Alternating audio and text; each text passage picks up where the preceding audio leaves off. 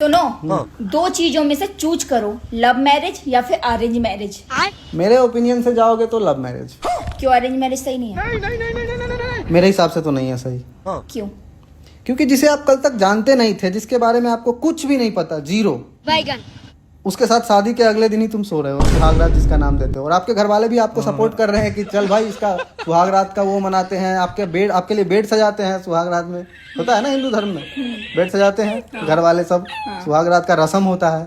बताओ, जिसे आप कल तक जानते नहीं थे उसके साथ आज सो रहे हो, संबंध बना रहे हो। दिस इज कॉल्ड क्या बोलते हैं हमारे लैंग्वेज में इसे? रेप।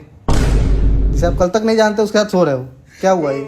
हाँ, ये गलत तो है। हाँ, इसीलिए मुझे लव मैरिज पसंद है। और लव मैरिज, प्रेम विवाह आज से नहीं है। अच्छा, तुम मुझे बताओ कौन से भगवान का प्रेम विवाह नहीं हुआ है? चाहे वो राम हो, कृष्णा हो, महादेव ही क्यों ना हो स्वयं, उनका भी प्रेम विवाह ही हुआ है। गूगल कर लो। पर हम लोग तो कहते हैं हिंदू धर्म में अरेंज मैरिज करनी चाहिए, लव मैरिज को लोग अलाउ नहीं करते, हमारा समाज अलाउ नहीं करता। वही तो समाज, जब से ये पैसा रुतबा आया है ना, तब से ये सब समाज बदला है। जब से पैसा आया है मार्केट में, क्योंकि दहेज जो मिलता है अरेंज मैरिज में, लव मैरिज में दहेज नहीं मिलता ना, गाड़ी वाड़ी नहीं मिलती ना।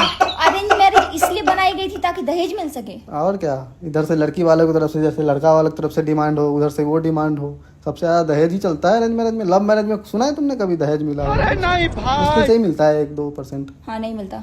दहेज का सिस्टम ही नहीं होता। लव मैरिज में अंडर एस्टिमेट होता है। आप उसको जानते हो, उसका रहना सहना सब कुछ उसके बारे में पता है, उसका हॉबी तक पता है। तो सोचो आपको उसके साथ रहने में कैसा लगेगा शादी के बाद। शादी से पहले आप बात करके सब कुछ, 2 साल से मान लो 3 साल से आपका रिलेशन है, आप जानते हो उसको फोन से, चाहे डिस्टेंस ही लव क्यों ना हो आपका, लॉन्ग डिस्टेंस रिलेशनशिप कितना भी लॉन्ग हो, लेकिन फिर भी आप कॉल पे उसका रहना सहना, वो कब क्या करती है, कितने टाइम में क्यों परेशान होती है, कब इमोशनल होती है, सब आपको पता है। और तब उसके साथ आप शादी के बाद रह रहे हो, हम संतोष पागल नहीं, तो अंडरएस्टिमेट हो जाता है ना। आपके फैमिली में वो एडजस्ट भी कर पाती है, लेकिन एक नई लड़की आएगी, उसके फैमिली में उसको कैसे एडजस्ट कराया है आपको तो कुछ पता ही नहीं है अरेंज में। अब आपके घर में वो वही रहन सहन करे, आपको तो गलत लगेगा कि इतने टाइम में तो हम यहाँ नहीं बैठते हैं, इतने टाइम में हम घर के बाहर मिलते हैं, इतने टाइम में हम छत पे जाते हैं। वो यही है, अभी तक पूजा नहीं की उसने, अभी तक ये खाना नहीं बनाई, अभी तक वो नहीं करी। होता है ना। पर तुम्हारे घर में तो तुम्हारे पापा ने एक लड़की पसंद की है, 20 लाख रुपए दहेज ले रहे हैं, तुम उसमें क्या कहना चाहते हो? तो ये तो दहेज प्रथा हमारा खानदानी चलते आ रहा है, तो अब उसमें हम मना थोड़ा ना कर सकते हैं। 20 लाख भी तो मिल रहा है। तो तुम अपने मम्मी पापा की बात मान लोगे? यहाँ पर अरेंज मैरिज करोगे? कौन बेटा होगा जो मम्मी पापा का बात नहीं मानेगा? जो नहीं मानेगा वो बेटा ही नहीं होगा।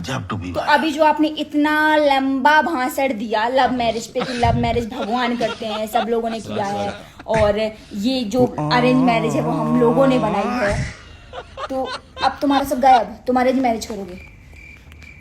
20 लाख मिलेगा।